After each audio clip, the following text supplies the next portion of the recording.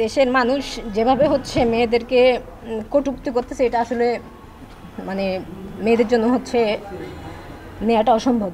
নারী ফুটবলারদের সঙ্গে কোচ পিটার বাটলারের দ্বন্দ্ব ছাড়িয়ে গেছে সব মাত্রা। কদিন ধরেই এই কোচের বিরুদ্ধে বিদ্রোহ করে যাচ্ছেন সাবজয়ী ফুটবলাররা। ইংলিশ কোচকে অপসারণ না করা হলে গণ অবসরের হুঁশিয়ারিও দিয়েছেন মাসুরা সাবিনারা। এরপর অবশ্য ঘুম ভাঙে ফেডারেশনের। জরুরি সভা ডেকে গঠন করা হয় 7 সদস্যের বিশেষ তদন্ত কমিটি। কি কারণে খেলোয়াড় এবং কোচের মধ্যে দূরত্ব তৈরি হয়েছে, প্রথমে তা খুঁজে বের করতে চান তদন্ত কমিটির প্রধান ইমরুল হাসান।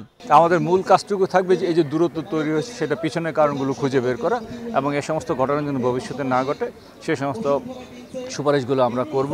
গেল সাব চ্যাম্পিয়নশিপে নারী ফুটবলারদের সঙ্গে কোচের দ্বন্দ্ব আসে প্রকাশ্যে। তারপর থেকেই কোচকে নিয়ে নানা অভিযোগ করে আসছে ফুটবলাররা। যদিও সাফের শিরোপা পুনরুদ্ধারের পর ইংলিশ কোচের সঙ্গে চুক্তি নবায়ন করে ফেডারেশন।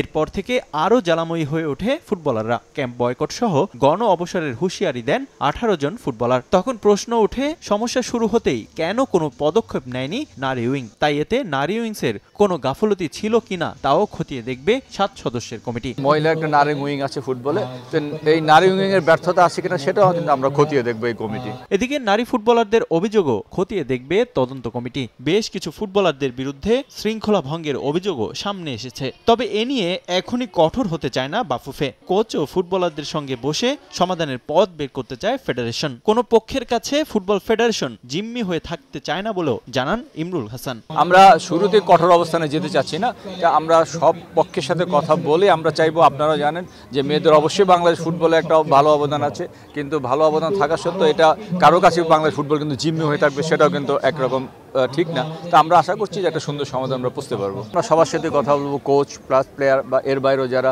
টিম ম্যানেজমেন্টে ছিল নেপাল সফরে এবং আশেপাশে যারা ছিল তাদের সবার সাথে আমরা মোটামুটি কথা বলবো। নারী ফুটবলারদের সমস্যা সমাধানে নির্দেশনা সহ খোঁজ খবর রাখছেন বাফুফে সভাপতি তাবিদ আউয়ালও। আগামী 7 দিনের মধ্যে তদন্ত কমিটির রিপোর্ট জমা দেওয়া নিয়ে আশাবাদী কমিটির প্রধান।